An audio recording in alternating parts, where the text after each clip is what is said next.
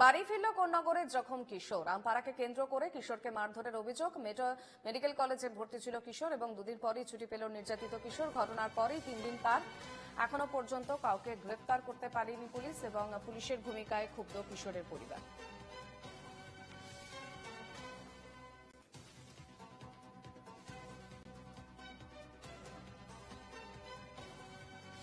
আমাদের বললো সব ট্রিটমেন্ট করার পর বললো আপনি এখন বাড়িতে নিয়ে যান, 2-3 দিন রেস্ট নিন, মঙ্গল বুধবার আবার এখানে আসেন। মঙ্গল বুধবার কিসের ভয়?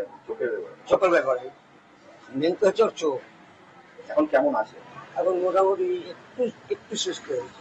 কথা বলছে? কথা বলতে মানে কি ওই না বলার মতন লিকুইড কিছু খাওয়াচ্ছে, ওই পেটে থাকে লিকুইড খাওয়া খাচ্ছে। লিকুইড বলতে কিছু খাওয়াতে ওই বলতে আর পেট ভরে ছিল।